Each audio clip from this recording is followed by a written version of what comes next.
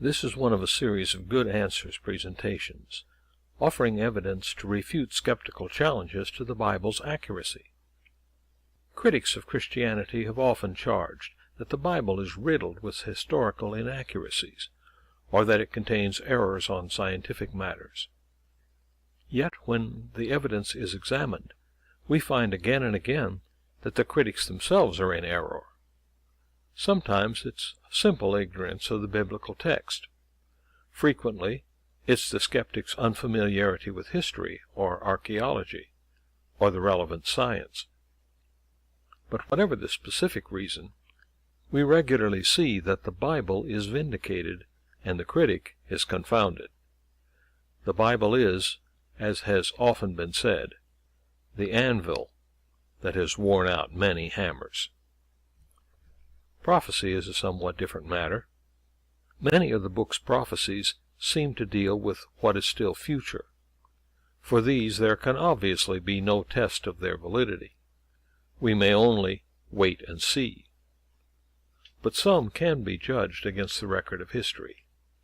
The prophets regularly announced the wrath of God against a neighboring kingdom, or even against Israel itself.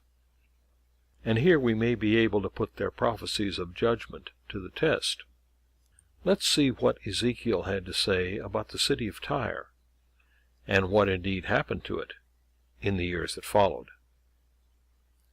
The story begins in the years following Israel's years of dominance under their kings, David and Solomon. Upon Solomon's death, the kingdom split apart, with 10 tribes breaking away from the rule of Solomon's son Rehoboam, and giving their allegiance to the rebel Jeroboam. There followed, as we know, centuries of rivalry between the two kingdoms. Sometimes there was war, sometimes an uneasy alliance. And then, in the 700s B.C., a mighty power bore down on them from the northeast, Assyria. Merciless to their foes, they had conquered kingdom after kingdom, and finally they invaded Israel. The northern kingdom fell in 722 B.C., many of its people taken into exile as slaves, never to return. Only about 20 years after this, the Assyrian king Sennacherib brought his armies against the southern kingdom, Judah. They besieged Jerusalem, and only the intervention of God's angel saved the city, when he destroyed most of the Assyrian army overnight and forced them to withdraw. But Judah too had been guilty of idol worship, and God still intended to punish them. A century later, the map of the Near East had changed. Gone was mighty Assyria, swallowed up by the rising power of Babylon.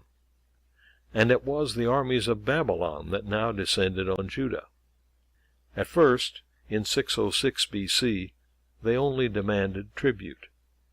But Judah's kings kept trying to break away from the Babylonian rule. So in 597 B.C., the armies returned. This time, they deposed King Jehoiakim, and took some 3,000 Jews, most of them nobles and leading citizens, into exile in Babylon. Among them was Ezekiel. 10 years later, King Zedekiah led a rebellion that brought down the full weight of Nebuchadnezzar's army upon Jerusalem. The city was destroyed, and the remaining population deported or scattered. So began the Babylonian captivity. Ezekiel was born into a priestly family about 623 B.C. When the disaster of 597 took him away to Babylon, with so many of his countrymen, he was about 25 years old. And he had been in Babylonian exile for about 5 years, when God called him to be his prophet. His call and his subsequent ministry involved many amazing, baffling visions. And during the next 20 years, he ministered to the exiles, speaking to them as God directed him. He was also given specific messages for his people, and he issued prophecies about the surrounding nations. One of these was a prediction of doom for the city of Tyre. Now Tyre was a Phoenician city in the territory just north of Israel. On a modern map, it's the country of Lebanon. The Phoenicians were not so much a kingdom as an alliance of cities, Tyre, Sidon, and others, that shared a common culture and common interests. Tyre itself was perhaps the most influential of them. It was an ancient city, dating from at least 2000 B.C. The Phoenicians were a wealthy people, primarily for two reasons. One was the fact that their country could boast the famous cedars of Lebanon, greatly desired for major building projects. The king of Tyre in the days of David and Solomon, Hiram, had been the friend of these two kings, and he had provided builders and materials for King David's palace, and later for the temple. The other source of the Phoenicians' wealth was Tyrian purple. This was a rich dye that everyone in the ancient world seemed to desire. Kings, princes, rulers of all types wanted this color of royalty to mark their robes. But only Tyre had it, and the technique of making it was a closely guarded secret. Even today there are some uncertainties about it, though we know in general what the process was. Want to make some Tyrian purple? Well, first you need to go fishing. You'll have to collect some 12,000 sea snails that belong to the genus Murex. Their shells look like this.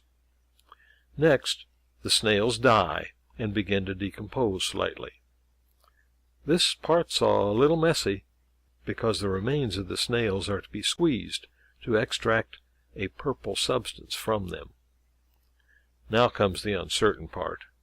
The liquid has to be exposed to sunlight for a very specific time, but there is a question about just how long that should be.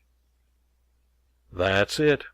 From those 12,000 snails, you now have enough Tyrian purple to dye the trim on a robe. You can see why this was a very tedious and time-consuming process, and why the dye was so expensive. But demand for it kept the price high, and Tyre enjoyed the profits. Partly because of Tyrian purple and the country's timber resources, the Phoenicians were a major power in the ancient world for many centuries. They excelled as shipbuilders and traders, and became something like the bankers of the ancient world. They were not primarily a military power, though their ships went everywhere in the Mediterranean, but usually only as masters of trade. Years before the time of Ezekiel, they had founded the city of Carthage on the shores of North Africa, a city with Phoenician connections that eventually became the rival of Rome and fought the Romans in the so-called Punic Wars. That name, by the way, is a corruption of the name Phoenician. The Romans referred to their struggle with Carthage as Phoenician Wars. But back to Tyre, and to Ezekiel's prophecy about it. Tyre was actually two cities. The older, on the mainland, had been around for more than 1,000 years before Ezekiel.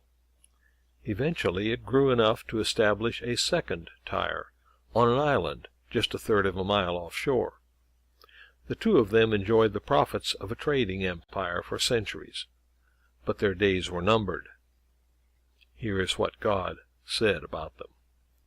In the 11th year, in the 1st day of the month, the word of the Lord came to me. Son of man, because Tyre has said of Jerusalem, now that she lies in ruins, I will prosper. Therefore, this is what the sovereign Lord says. I am against you, O Tyre, and I will bring many nations against you, like the sea casting up its waves. They will destroy the walls of Tyre and pull down her towers. I will scrape away her rubble and make her a bare rock. Out in the sea she will become a place to spread fish nets. For I have spoken, declares the sovereign Lord. She will become plunder for the nations, and her settlements on the mainland will be ravaged by the sword. Then they will know that I am the Lord. God's anger at Tyre stems from her joy at seeing Jerusalem humbled. The Babylonians had brought down the kingdom of Judah, and Tyre was pleased. Notice some of the specific elements of this prophecy. First, many nations will be involved in the city's fall. I will bring many nations against you. Also, the island city will be destroyed. Out in the sea, she will become a place to spread fish nets. And the city on the mainland will also go down. Her settlements on the mainland will be ravaged by the sword. The prophecy goes on. From the north I am going to bring against Tyre Nebuchadnezzar, the king of Babylon, king of kings, with horses and chariots, with horsemen and a great army. He will ravage your settlements on the mainland with the sword. He will set up siege works against you, build a ramp up to your walls, and raise his shields against you. He will direct the blows of his battering rams against your walls, and demolish your towers with his weapons. His horses will be so many that they will cover you with dust. Your walls will tremble at the noise of the war horses, wagons, and chariots when he enters your gates, as men enter a city whose walls have been broken through. The hoofs of his horses will trample all your streets.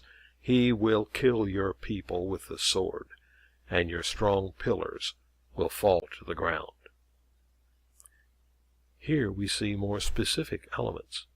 It is Nebuchadnezzar who will come against Tyre after having destroyed Jerusalem, and he will be the one to destroy mainland Tyre.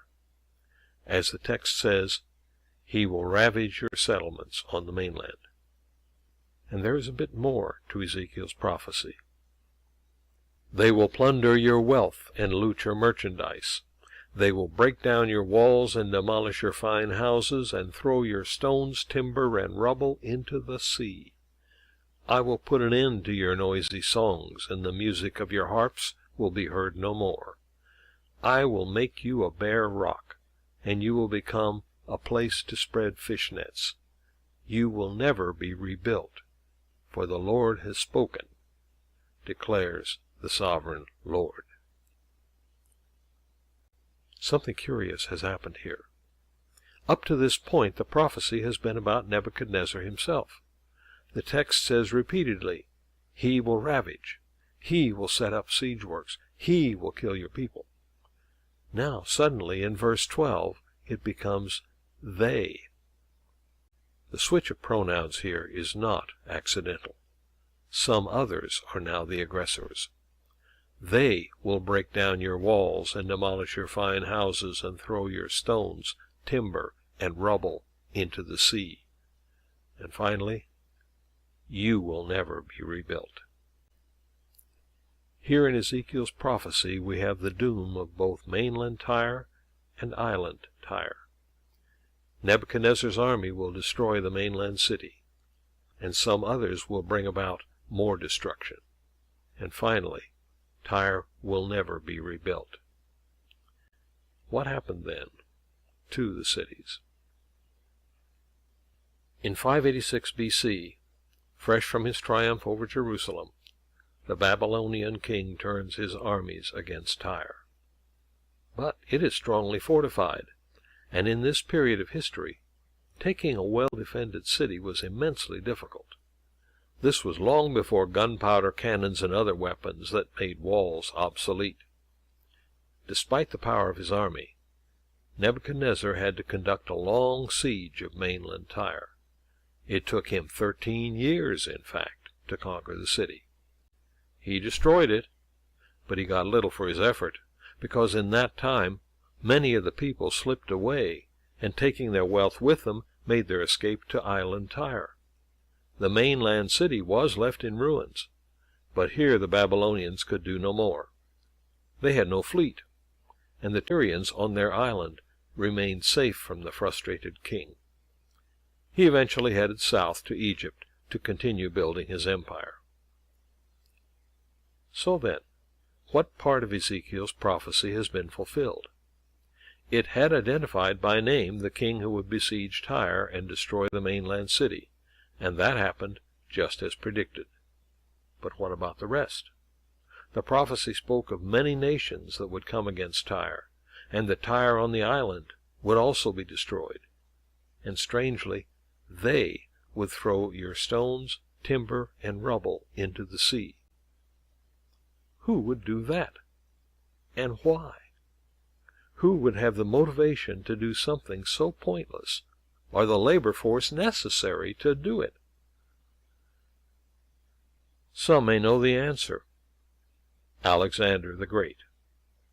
Some 2.5 centuries later, when the Babylonian Empire had been replaced by the Persians, a leader appeared who would change the map of the world. After the sudden death of his father, Philip of Macedon, Alexander assembled his army and crossed from Greece into Asia Minor, determined to punish the Persians for their attack on Greece a century earlier. A brilliant tactical commander, he never lost a battle, first defeating a hastily organized Persian force at the Granicus in 334, then routing a larger force commanded by the Persian king Darius himself at Issus the next year. At this point, Darius fled east and set about assembling troops from his vast empire to finally defeat this upstart. They would meet again at Gaugamela, and there Alexander would finally crush the Persian resistance. But that was 2 years away, and he had his own preparations to make. Alexander marched south, along the eastern end of the Mediterranean Sea. He was on his way to Egypt, planning to detach it from the Persian Empire and to visit a sacred shrine out in the Egyptian desert, where he hoped the oracle would declare him to be a god. And he would manage all that. But on his way south to Egypt, there was Tyre. He could not ignore that island city. Tyre had a powerful fleet, and Alexander, like Nebuchadnezzar before him, had none. His communication and supply lines from Greece were long and vulnerable. He couldn't afford to have a potentially hostile fleet between him and his homeland. So he had to attack island Tyre. But how? Lacking a fleet, he came up with an alternate plan. He set his men to building a mole or causeway out to the island. It was only 1/3 of a mile offshore, after all. Then he could bring siege towers up against the fortifications of the island. But the Tyrians counterattacked. They used their fleet to disrupt the building of the causeway. Alexander was able, however, to obtain the help of a fleet from Sidon just to the north, and blockade the island. Then he could complete the causeway and carry out his year-long siege of the city. The city fell, and 3,000 of its people were crucified. The rest were enslaved, and Alexander was then free to continue his campaign against Persia. But wait. That causeway. Where did Alexander's troop get the materials to make it? That's right. Recall the prophecy from 250 years earlier? They will plunder your wealth and loot your merchandise. They will break down your walls and demolish your fine houses, and throw your stones, timber, and rubble into the sea. Ezekiel 26:12. The ruins of the mainland city of Tyre had been lying there just as Nebuchadnezzar had left them so long before. For over 2 centuries, God's prophecy had gone unfulfilled. Then came Alexander. We must always remember, if God says something, it will happen. He controls the future, and he can make kings do his bidding. Alexander was thinking only of a way to reach that city on the island, and he had certainly never read the book of Ezekiel. But without knowing it, he carried out a prophecy spoken long before he was born. There is a striking fulfillment of Ezekiel's words. But there's more. The text said that God will bring many nations against Tyre. So far we've seen only 2, but there are indeed more. Quite a list, in fact. 20 years after Alexander's attack on Tyre, and after the king's death had broken his empire into 4 parts under competing generals, the one who controlled the homeland of Macedonia came against what remained of Tyre, with partial destruction resulting. Long afterward, when the Roman commander Pompey was sweeping around the eastern Mediterranean, he occupied the island, with more loss of life. And the story continues from B.C. to A.D. In A.D. 638, the Arabs, surging out of the desert to conquer the Near East and more, also struck Tyre. Then came the Crusades, the response of Christian Europe to the Moslem conquests, and the Crusaders took island Tyre for their purposes. It was a temporary success, though. A century and a half later, the Mameluke Muslims struck back. They could not tolerate a Crusader fortress in their vicinity. They took island Tyre in 1291 and destroyed it yet again. The years rolled on, and the Muslim Caliphate became the Ottoman Empire. The Ottomans took Tyre in 1517, and Tyre suffered from more than invading armies over the centuries. In 1838, a major earthquake struck the region, leaving the city again partly destroyed. We have this report from an anonymous traveler who visited the island around 1890. The island as such is not more than a mile in length. The part which projects south beyond the isthmus is perhaps a quarter of a mile broad, and is rocky and uneven. It is now unoccupied except by fishermen, as a place to spread nets on.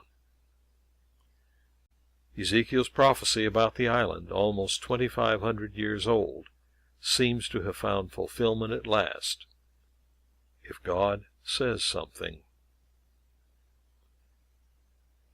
I must confess that when I was first developing this lecture, I thought it ended here. But then I remembered that there was one more element to the prophecy. Tyre, you will never be rebuilt. And this, in fact, gave me pause. Never rebuilt? Never is a long time. The centuries roll on, and the world's population grows. There are only so many places that are well suited for occupation. Could it be that, with humans now numbering more than 7 billion, this spot on the earth would be neglected? Again and again they had tried rebuilding Tyre, only to see it devastated once again. And at the end of the 19th century, it seemed to have been finally left a place to spread nets on. But what about now? I looked into a modern atlas, and found that as of 1970, the most recent figure available given the constant fighting in and around Lebanon, Tyre was listed. It showed a population of 120,000, and an aerial photo shows a significant city there. What about the prophecy? Now, much has changed over the years, of course. The causeway that Alexander built formed the basis for the collection of silt that widened it and made island Tyre into a peninsula, and most of the modern city occupies that peninsula. But look here. In the area that was the old island city of Tyre, it is mostly bare of structures, with quite a bit of green showing. When we look for more photographs, this is what we find: remnants of the past from Muslim and Crusader and Roman and Greek times, and modern signs like this one. What do we have here? UNESCO, the United Nations Educational, Scientific, and Cultural Organization, has an ongoing project to locate places that are of major importance to the history of our world and to preserve them for future generations. Ancient Tyre has been designated a UNESCO World Heritage Site. That means, among other things, that it must be preserved as it is. It can never be built over. There's a magnificent irony here, isn't there? The UN is by no means a Christian organization, nor is it especially concerned with the Bible. But by this action, they have guaranteed that Tyre will never be rebuilt. Do they know that this is what Ezekiel predicted more than 2,500 years before the UN was founded? I doubt it, but God knows.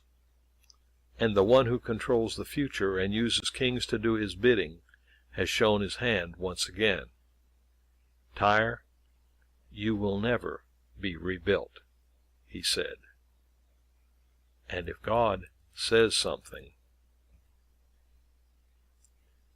If you have questions or comments about this lecture, or any of the others in the Good Answers series, you may direct them to me, Dr. Jerry C. 4 at yahoo.com.